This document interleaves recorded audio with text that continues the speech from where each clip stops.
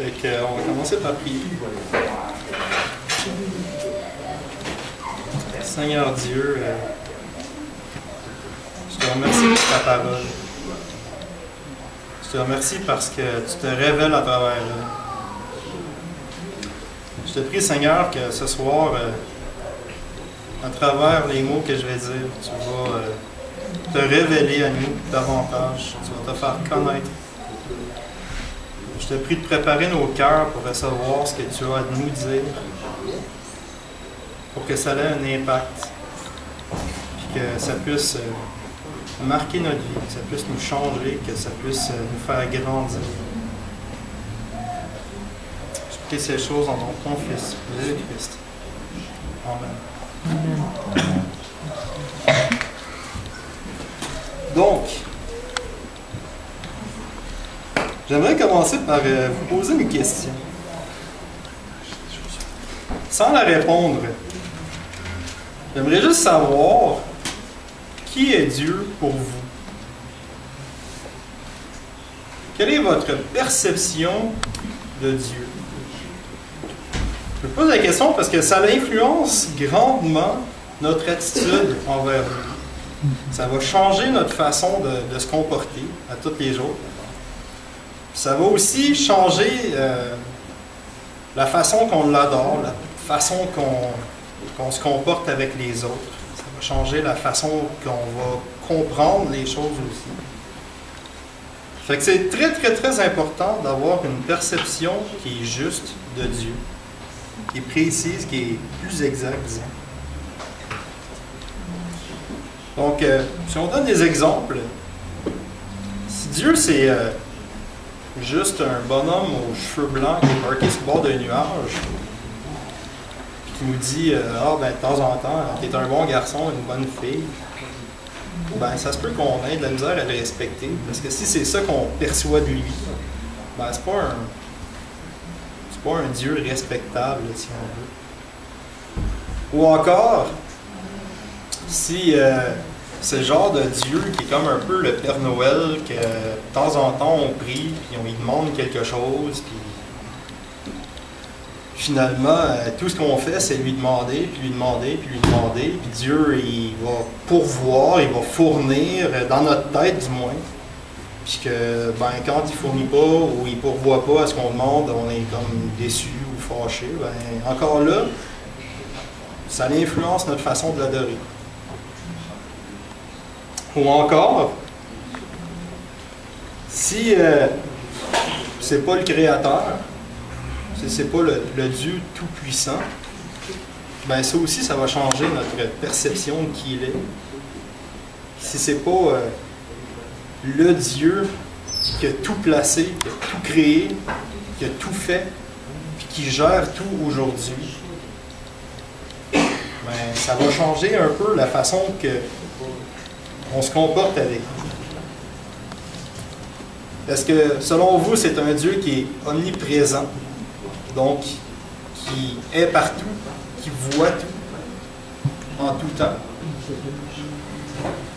Ça va changer notre comportement. Quand on est tout seul, dans notre chambre, ou dans le noir, ou n'importe où, quand on est seul, est-ce qu'on est vraiment seul? Ou est-ce que Dieu est avec nous quand même? Est-ce qu'il voit ce qu'on fait?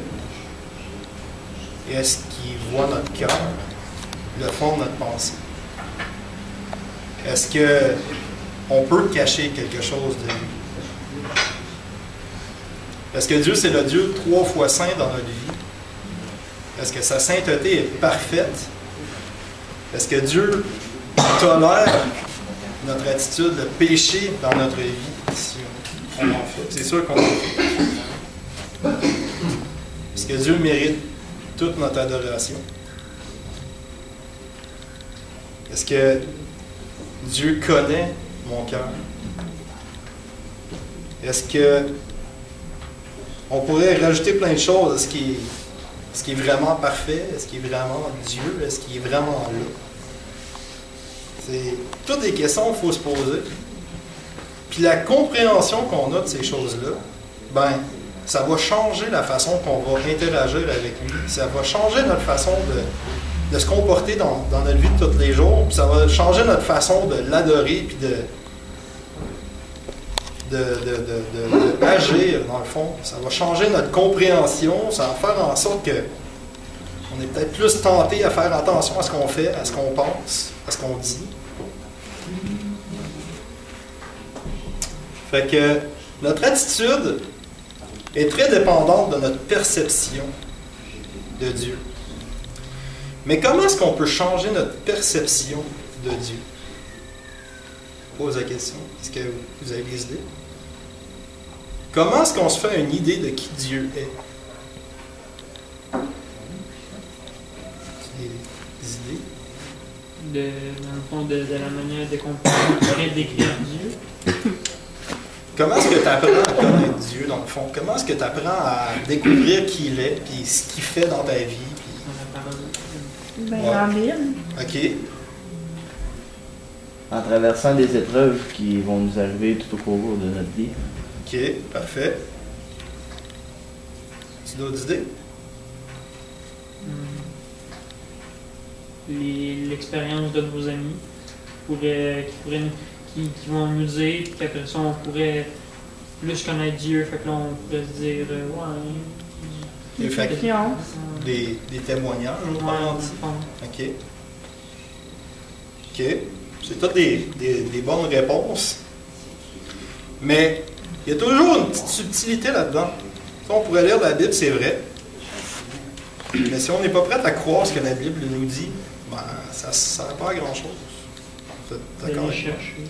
Ben, il faut que tu cherches, il faut que tu donnes ta vie, il faut que tu veuilles dans ta vie. Ouais. Mais qu'est-ce qui va faire que tu vas le vouloir? Qu'est-ce qui va faire que... C'est quoi le fondement, le désir finalement qu'on va avoir de connaître Dieu, qui va faire en sorte qu'on va vouloir vraiment l'adorer? Ben, c'est quand tu vas être dans le trou, ou vraiment dans le trou profond, là tu vas te dire, ben en tout cas pour certaines personnes, ils vont se dire, là je peux pas rien faire, puis dans le fond, ça pourrait me donner quelque chose d'aller prier à Dieu, de faire une prière, dans le fond, d'y donner une vie. C'est pas juste de l'utiliser en dernier recours. Il y a certaines personnes que ça peut être aussi en percevant l'amour à travers une autre personne qui a donné sa vie à Dieu. OK. Percevoir même la joie même qu'elle a d'être en sa présence. Ouais. OK. Ça veut dire qu'elle veut atteindre ce bonheur-là, elle aussi, parce que, je veux dire, quand tu es dans le monde, tu as plus un bonheur matériel qu'autre chose. OK. Mais tu sais, je peux pousser la question plus loin. C'est dur de suivre Dieu. Pourquoi je suivrais Dieu si justement on peut avoir un certain bonheur du matériel? Puis... Parce que Dieu nous apporte des promesses éternelles. OK, là tu commences à t'attacher. Parce que c'est un faux bonheur. OK. Ouais. Si on tourne, ceux qui ont leur Bible avec eux, à Proverbe 1, verset 7. Ouais, je m'attendais pas à dire ça comme ça. J'arrive là. Ça dit, la crainte de l'Éternel est le commencement de la science. Les insensés méprisent la sagesse et l'instruction. On pourrait traduire un peu aussi la science par la connaissance. Donc la crainte de l'Éternel, c'est le commencement de la connaissance de Dieu, de tout même. On commence à connaître et à comprendre Dieu par notre crainte de lui. C'est vraiment important parce que si on ne le craint pas, ben pourquoi est-ce qu'on l'adorerait? Si on ne le craint pas, qu'est-ce qui nous pousserait à vouloir le connaître? Ça, on n'a rien qu'à continuer notre vie, puis, ben, OK, ben, il y a des choses qui sont plates, mais il y a aussi certains bonheurs dans la vie, puis on peut continuer à vivre, puis faire ce qu'on a l'habitude de faire à tous les jours, puis finalement, OK, on va mourir, puis... Mais qu'est-ce qui va faire qu'on va vouloir l'adorer? C'est parce qu'on le craint. C'est parce que Dieu nous révèle qui on est, puis qu'on le craint. Si on regarde, juste pour vous donner un peu un exemple de c'est quoi la crainte de l'Éternel, parce qu'il y a plusieurs passages qui décrivent ça. On peut tourner à Luc 8, versets 28 et 29.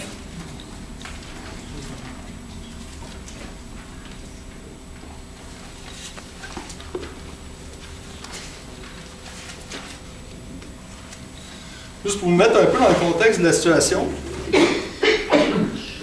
C'est après le fameux sermon sur la montagne. Dieu il doit traverser la mer de Galilée. Donc il va sur la mer de Galilée en bateau. Vous connaissez probablement déjà l'histoire. Ben, Dieu s'endort dans le bateau.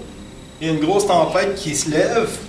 Puis là, ben, les disciples il y en a quelques-uns là-dedans qui c'est même des pêcheurs professionnels, donc sont habitués d'être sur l'eau, ils connaissent cette mer-là, ils connaissent ce lac-là. Mais la tempête est tellement intense qu'ils craignent pour leur vie. Ils craignent parce qu'ils pensent couler. Mais Jésus est endormi dans le fond du bateau. Puis finalement, les hommes essayent de s'en sortir, puis finalement, ben, ils tournent vers leur dernier recours, justement. Ils tournent vers Jésus-Christ qui est endormi.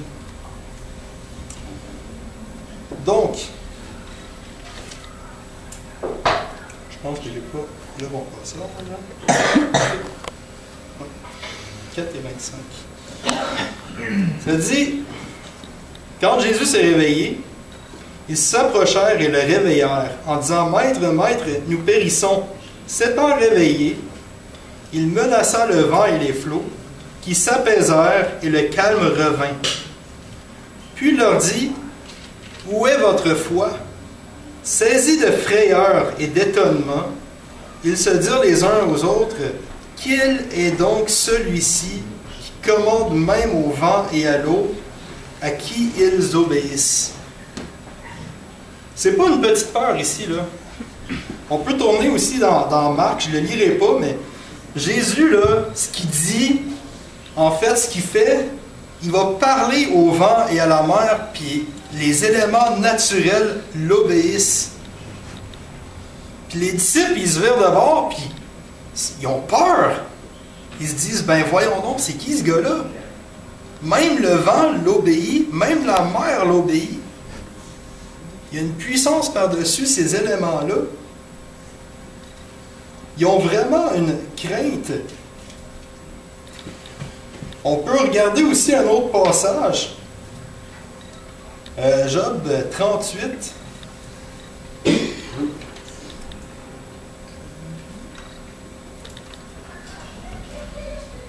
Encore là, je ne lirai pas tout le passage parce que c'est vraiment long. En fait, Dieu parle à Job après sa fameuse épreuve, après avoir souffert toutes sortes de choses. Dieu parle à Job pour lui dire, pour lui décrire dans le fond lui-même, pour lui dire « Hey, je suis ton Dieu, écoute-moi, je suis ton Dieu. Je ne suis pas le marchand ou ton voisin d'à côté, je suis ton Dieu. » Fait que là, il se décrit pendant plusieurs chapitres. Je vais juste en lire un. Mais juste pour vous donner une idée, là. Ça dit, l'Éternel répondit à Job du milieu de la tempête. Encore une espèce de preuve de sa puissance. Qui est celui qui obscurcit mes desseins par des discours sans intelligence? Saint terrain comme un vaillant homme, je t'interrogerai et tu m'instruiras. Autrement dit, garde là, vas-y là, force-toi là, on va voir si tu es capable de me montrer quelque chose. Parce que là, c'est moi ton Dieu. Où étais-tu quand je fondais la terre? Dis-le si tu as de l'intelligence. Qui en a fixé les dimensions, le sais-tu? Ou qui a étendu sur elle le cordeau? Sur quoi ces bases sont-elles appuyées? Ou qui en a poussé la pierre angulaire? Alors que les étoiles du matin éclataient, en chants d'allégresse, et que tous les fils de Dieu poussaient des cris de joie. Qui est fermé avec des portes quand elle s'élança du sein maternel? Quand je fis de la nuée son vêtement, et de l'obscurité ses langes, quand je lui imposais ma loi, et que je lui mis des barrières et des portes, quand je dis, tu viendras jusqu'ici, tu n'iras pas au-delà. Ici s'arrêtera l'orgueil de tes flots. Depuis que tu existes, as-tu commandé au matin? As-tu montré sa place à l'aurore pour qu'elle saisisse les extrémités de la terre et que les méchants en soient secoués, pour que la terre se transforme comme l'argile qui reçoit une empreinte et qu'elle soit parée comme d'un vêtement, pour que les méchants soient privés de leur lumière et que le bras qui se lève soit brisé. As-tu pénétré jusqu'aux sources de la mer? T'es-tu promené dans les profondeurs de l'abîme? Les portes de la mort t'ont-elles été ouvertes? As-tu vu les portes de l'ombre de la mort? As-tu embrassé du regard l'étendue de la terre? Parle si tu as... excusez-moi. Parle si tu sais toutes ces choses. Où est le chemin qui conduit au séjour de la lumière? Et les ténèbres, où ont-elles leur demeure? Peux-tu les saisir à leurs limites et connaître les sentiers de leur habitation? Tu le sais, alors tu étais né et le nombre de tes jours est grand. As-tu parvenu jusqu'aux amas de neige? As-tu vu les dépôts de grêle? Ça, c'est avant qu'il neige. Il y a quelque chose de placé, là. Pour les jours de la guerre et de la bataille. Par quel chemin la lumière se divise-t-elle? Et le vent d'Orient se répand-il sur la terre? Qui a ouvert un passage à la pluie et tracé la route de l'éclair et du tonnerre, pour que la pluie tombe sur une terre sans habitants, sur un désert où il n'y a point d'homme, pour qu'elle abreuve les lieux solitaires et arides, et qu'elle fasse germer et sortir l'herbe? La pluie est-elle un père qui fait naître les gouttes de la rosée?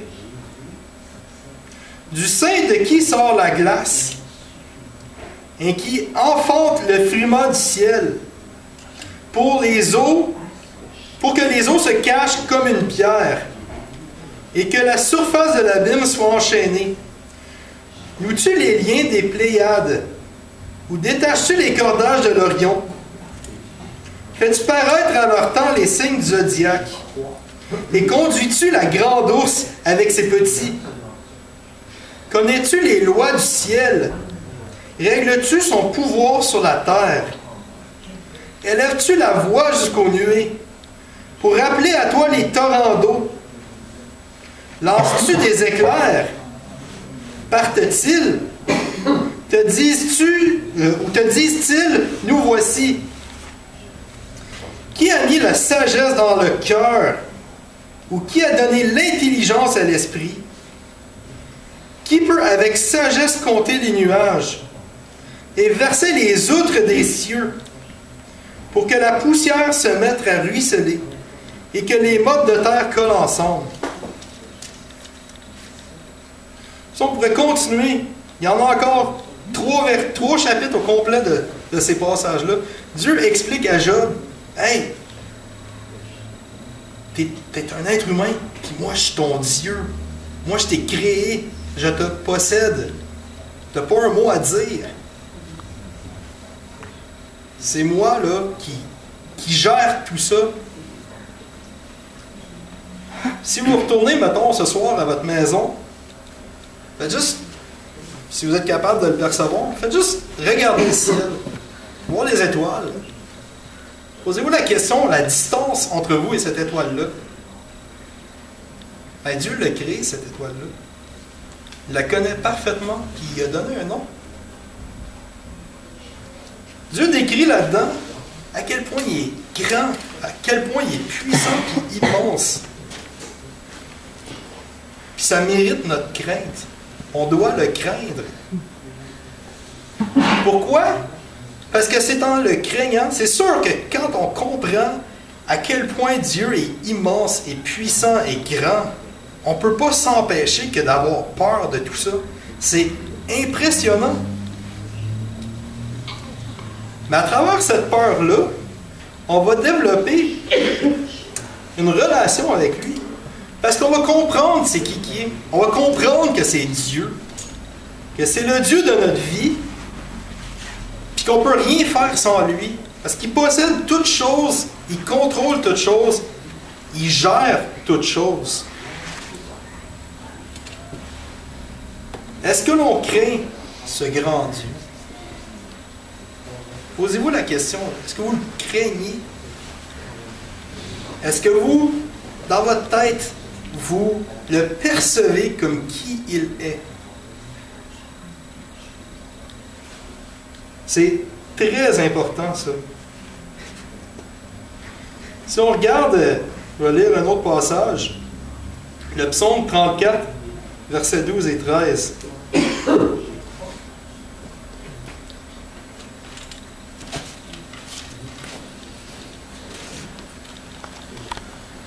Ça dit, « Venez mes fils, écoutez-moi, je vous enseignerai la crainte de l'Éternel. Quel est l'homme qui aime la vie, qui désire la prolonger pour jouir du bonheur? » Je vais continuer. « Préserve ta langue du mal, et tes lèvres des paroles trompeuses. Éloigne-toi du mal et fais le bien. Recherche et poursuis la paix. Les yeux de l'Éternel sont sur les justes, et ses oreilles sont attentives à leurs cris. L'Éternel tourne sa face contre les méchants pour retrancher de la terre leurs souvenirs. Quand les justes crient, l'Éternel entend, et il les délivre de toute leur détresse. L'Éternel est près de ceux qui ont le cœur brisé, et il sauve ceux qui ont l'esprit dans l'abattement. Le malheur atteint souvent le juste, mais l'Éternel l'en délivre toujours. Il garde tous ses os, aucun d'eux n'est brisé. Le malheur tue le méchant, et les ennemis du juste sont châtiés. L'Éternel délivre l'âme de ses serviteurs, et tous ceux qui l'ont pour refuge échappent au châtiment. Quand on craint Dieu, quand on réalise qui il est dans notre vie, on peut en trouver une sécurité. Pourquoi? Parce que ce grand Dieu-là nous aime tellement qu'il a envoyé son Fils unique sur la croix. Son Fils sans tache, sans péché. Il l'a envoyé pour mourir à ma place, puis à votre place. Pour qu'on puisse être sauvé. Cet amour-là témoigne de qui il est aussi. Puis c'est quand on réalise ça qu'on peut se sentir dans la paix, dans la grâce. C'est de réaliser que Dieu, c'est pas un Père Noël qui nous donne de temps en temps ce qu'on veut. C'est pas juste quelqu'un qui est dans le ciel qui s'intéresse pas trop à ce qu'on vit ou à ce qu'on fait. C'est pas un peu comme on pourrait décrire là, les dieux grecs là, qui font leurs affaires à quelque part, là, puis que de temps en temps, quand on prie, ben, oups, il est là, puis c'est le fun, puis je vais lui donner une petite bénédiction parce qu'il s'est rappelé de moi. Non, Dieu n'est pas comme ça. Dieu, il est présent. Dieu, il est juste. Dieu sait ce qu'on fait, ce qu'il y a dans notre cœur. Et Dieu ne tolère pas le péché.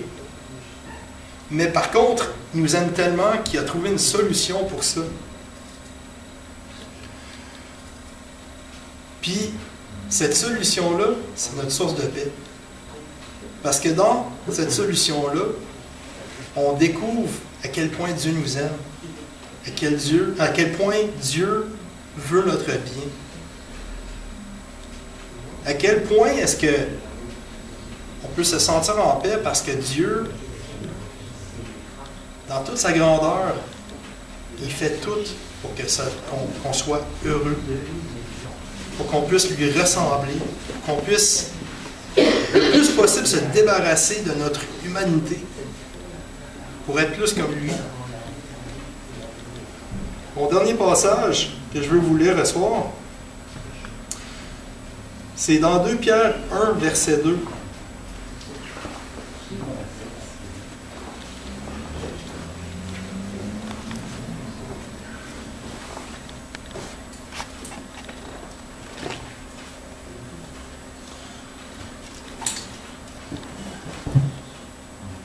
Ça dit, dans la salutation de Pierre, ça dit que la grâce et la paix vous soient multipliées. Comment? Par la connaissance de Dieu et de Jésus notre Seigneur. Si on retourne à ce que je disais tantôt, comment est-ce qu'on connaît Dieu? En le craignant. En le craignant, en craignant Dieu, on découvre qui il est, on développe une connaissance plus appropriée de qui il est. Puis à ce moment-là, en le connaissant, puis en réalisant l'amour qu'il y a pour nous, ben ça nous sécurise. Puis on trouve notre paix en lui. Puis ça nous donne le goût de l'adorer, puis de le louer. Parce qu'on le sait que c'est vrai. On sait que c'est vrai pour nous.